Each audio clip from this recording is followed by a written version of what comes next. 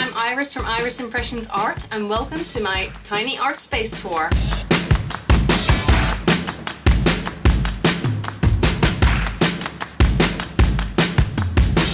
My art space is in a corner of my bedroom, and I always love to talk about that because I really want to get the point across that you can make lots of art, be really productive and be successful, whatever that means, in a very small space.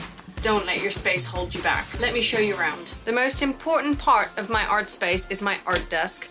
As an art journaler and someone who up till now has really only made small art, this is the place that I love to create at, and it is my most prized possession, a cheap IKEA desk. I like to keep my desk area fairly clean. Not when I'm working, but when it's tidy, all of that is just clear. These things live on the desk permanently. So what I've got here is I have got a stack of all my journals that are on the go right now. So these are things that I work in on a regular basis, so different sizes. I've got an A4 journal, I've got a few A5 things, I've got my D&D journal, a junk journal, this is my bullet journal, all the things that I use pretty much on a daily or weekly basis.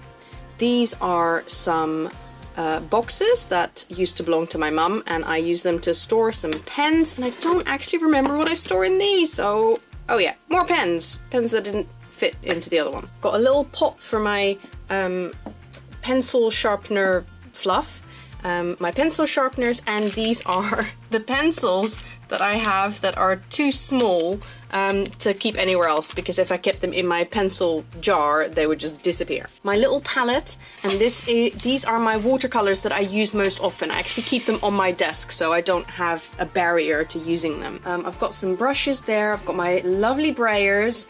That is a box of ephemera, and I am keeping this on my desk because I realized that if I put my ephemera like way away, I don't use it. And this is a little carry tray with all my Happy Mail things in it. Let's not forget my trusty heat tool, also always on my desk because I use it a lot. And of course, dirty paint water.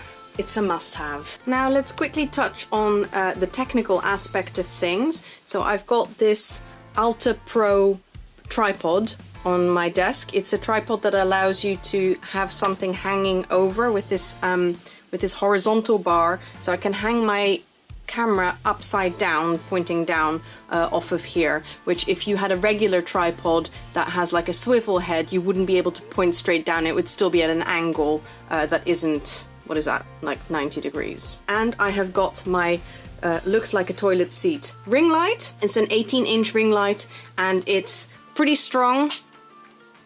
And it really allows me to do art at night, and it also allows me to film at night, which is really amazing. Here is my windowsill, which I really just use as a kind of inspiration space. So I've got like family portraits, my mum's saxophone quartet, picture of me and Andrew, picture of my mum when she was younger, some stones, some of that I've bought, some that I picked up myself, my tarot set, and my Buddha. And this is a cute card that my son made for me. And then here I've got, it's a magazine rack, and I used to have all my paper and ephemera in there, but I realized that I didn't use it. So right now it's just got some of these protective kind of wax paper sheets in, and a few other things, but I haven't really decided yet what I'm going to be using that for. So let's move on to what is probably the most essential thing of any art space: storage. This top thing of my IKEA caddy, which everybody has, they were very popular a few years back, they're very handy. So the top here are art supplies that I use a lot. I have found that if I have things away in drawers, I don't use them. So I really need to make sure that these things are all up to date so they can really feed into my art practice here at my desk. I don't have to move. I sit here and I just grab the things. So first of all, I've got this little tray that I can lift out that has all my kind of most popular favorite paints in there.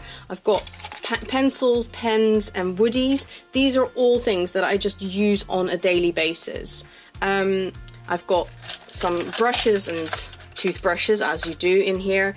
This is kind of just miscellaneous scissors, craft knife, some, you know, a glue stick, just like those little things that you tend to use a lot. Here's like my overflow of watercolors, and this is also overflow of pencils. So you'll see that here are pencils that I use a lot, here are pencils that I don't use as much. So it's really like spaced in terms of distance, in terms of importance.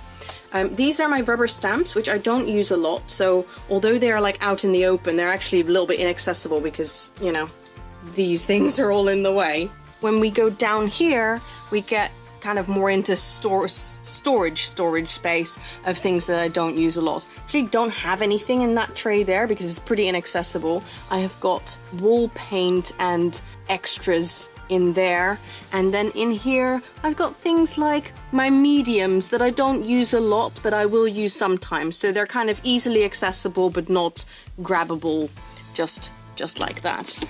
Same here, some of the bigger things, I've got some alcohol inks, I've got my Poscas there. I've kept it quite simple so that I really know where stuff is and it doesn't become a barrier to grabbing those things. I know I keep my gouache there, I don't have to keep it out, but I can just grab it. This is my easel, which only just fits in this room under the ceiling. I bought this easel with my very first income from teaching an art course, so it was a pretty proud purchase. I don't use my easel a lot, but if I paint on canvas or if I'm painting big, I will paint standing up here. Because of the lack of space, this easel blocks the way to all the storage that's behind. So all the things that are behind the easel are things that I don't use very often. It's a bit of a chicken and an egg situation because obviously I can't access those things very easily, so I don't use them very much, but then I also tend to store things in there that I don't need very often. So let's just move this whole easel out of the way. I'm going to put the camera down so I don't have any accidents. Okay, let's have a look behind here. Here I've got a little bookcase in which I keep all of my journals that have either just been filled or are empty or are half full, but I don't actually work in them very regularly. Because remember, we had that little stack of journals over there. Those are the ones that are on the go, and these are the ones that are just, I don't know, they're resting until I want to actually work in them a bit more. Then I have got some frames and some mounts and things over there. I've got some canvas bags that I want to paint on that I haven't done yet, and then a few books. I actually want to expand some of the books that I have up here just because I like the way it looks. I've got a massive A3 journal here that was gifted to me by my good friend Tamara Laporte. You might know her. And here I keep some of my extra watercolor paper. I like to buy really big sheets because they're really good value. Do you want to have a look in my drawers? This drawer has pretty much nothing in it, just kind of some random things. This drawer has all my crayons, so wax crayons, oil crayons, oil bars, charcoal crayons, and my soft pastels. Again, it's all in a drawer because I don't use them very often, but at least they're all together so I know where to find them. This is a bit of a miscellaneous drawer, like pen fillings, clips for when I take photos. I actually use this drawer quite often because I need to get at these clips quite often, and I can actually open this drawer even when the easel is in front, so that is pretty cool. You know, rubber, putty rubber, just like stuff. Oh, and this is the thing for carving rubber. Here we've got sandpaper and other papery bits, transfer paper, transfer letters, those kind of things. And underneath I've got all my stencils, which I don't use, but I couldn't bear to get rid of them yet because they just feel too valuable. This is a drawer that generally has paper in it, so here are folded things for mini journals. These are postcards, palette paper, envelopes that I paint on, and just kind of sheets of watercolor paper. And this drawer has my cutting mat, my ruler, and all my jelly plates, and also my carving rubber underneath. It all makes sense to me, I swear. Okay, This caddy, again, because it's even harder to access, has even more random and less used stuff in it. So this top one has got ribbon and some stickers that belong to the kids in there. This is a drawer that just has these little things that I just never use. So, things like beads and glitter and like wooden letters and numbers and stuff, but I kind of feel like they are perfect for one day when you are making a project or something and you need that. This is a drawer that I have on the go that I'm going to put cards in, so like postcards and greeting cards and stuff. This one is empty. And this is my little drawer full of crap. I mean, I know you have one too. It's got my little, it's a quilting tool, but I actually use it to melt wax. It's got a little tripod, another little tripod, some tape, a compass, you know, like the one that you use at school to like draw circles. My Dutch friends will recognize this as a geodriehoek. Don't know what it's called in English. And then this final drawer, which has got just a bunch of my art in it that is completed, and I just needed a place to put it. So just like finished journals, finished pieces of art, and, you know, finished like coasters. Oh, look, it's the Book of Bun. That's not mine, obviously.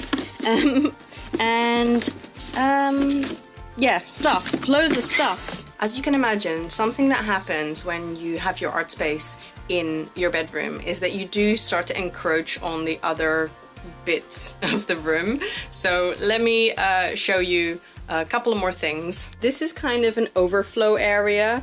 I have this picnic desk which I can put up and take down as I want it if I need a bit more surface space. And here I've got a whole box full of canvases and boards that I either want to sell or want to paint over.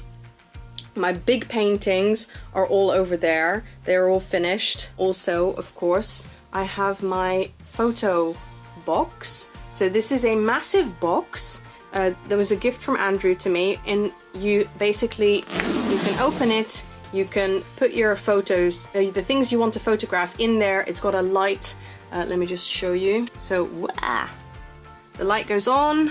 It's really pretty bright. You've got this backdrop which keeps falling down for me. You can see all the tape with which I've tried to tape it up.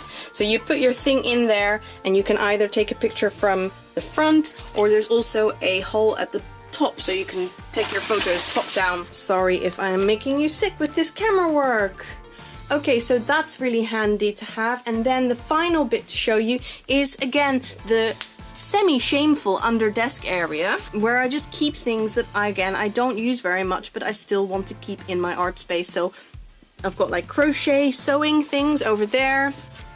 I've got a cutter tool, and then I've got some boxes with just like books and book pages and cardboard, things that you don't need to have on display but just are useful to have in the art space. So I really hope that you enjoyed this little tiny mini art space tour. If you have any questions about my space, my process, or my supplies, or anything that I didn't show you that you want to see, please let me know in the comments. If you don't subscribe to my channel yet, please do. I post studio vlogs, what else do I post? Paint and chats. I basically just share about my creative life and how I make art and that kind of thing. Yeah, give it a thumbs up, leave a comment, blah blah blah, all those things. Thank you very much for watching, and I will see you in the next one. Bye!